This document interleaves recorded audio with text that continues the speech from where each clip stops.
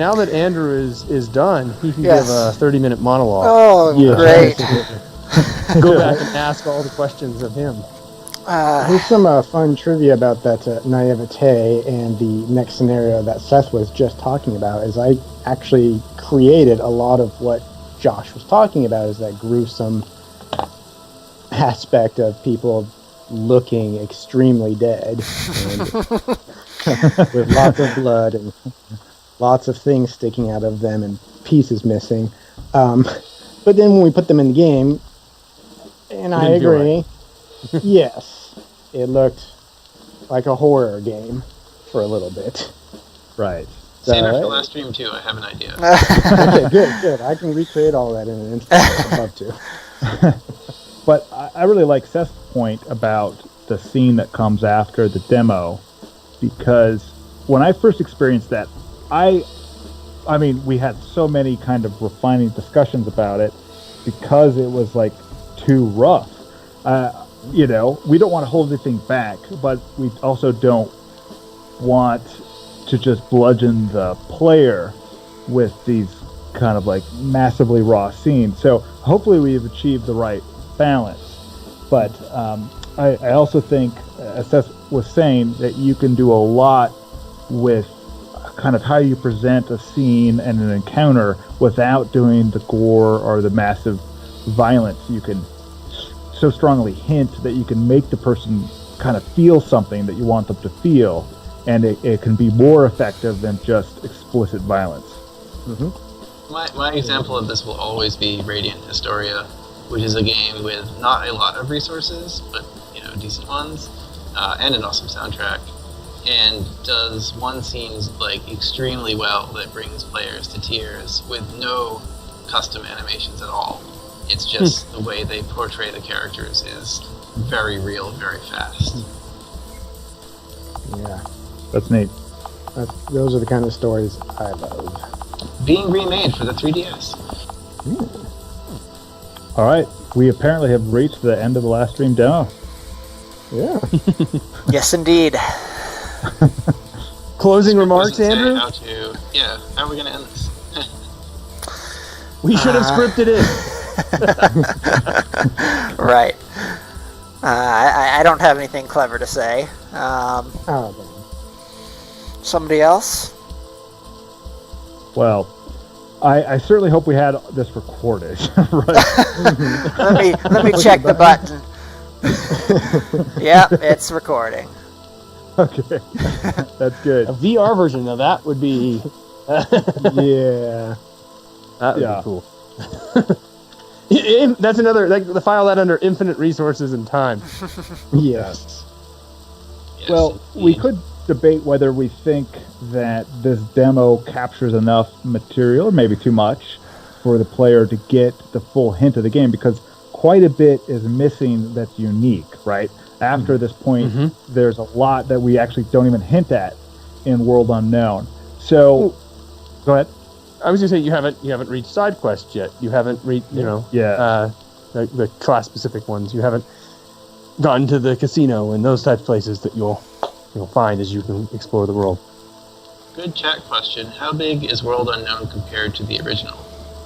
It's a very good question, and we've argued about this. In a single playthrough, I would say World Unknown is slightly smaller because the class-specific side quests. So you can only access the 3 side quests for your specific characters. But in terms of replay value, I would say 3 each. 3 each. Yes. Each character has 3 class-specific side quests. And so in that respect, I would say it's 80 to 90% of the size, but in terms of replay, if you want to see everything, all of the dungeons, I would have to guess at 110, 120% of the size of Last Dream. And that's kind of backed up in the strategy guide. Last Dream 1 has about a 700-page strategy guide. Last Dream World Unknown is coming in at about 920, I think you said, Josh? Yes. That's just because you added a lot of flowery text. That's right. And a lot of blank pages. I just added adjectives. Yeah. It is fascinating that the kind of casual and speedrun even of World Unknown is a bit shorter, but yeah, nothing compares to the Super Dungeon. Like nothing in Last Dream 1. Yes. And that's one thing, right? Right. Yeah. Nothing compares to that, and there's a lot of other stuff. So I think like overall, the game feels bigger. Oh yeah. And I think it is bigger. I don't think it just feels bigger. I think if you play through the game and you want to experience 90% of it, you will play it more than Last Dream 1. Which is, I think, unexpected. Yeah. Yeah. Back to your question earlier, I have 115 hours on my Last Dream World Unknown playthrough, and that's actually only one game because it's my latest Legendary run played through on the Steam version. So I'm not even close to getting 100% achievement. So for the players that are completionists like us and want to play through everything, we have hundreds of hours.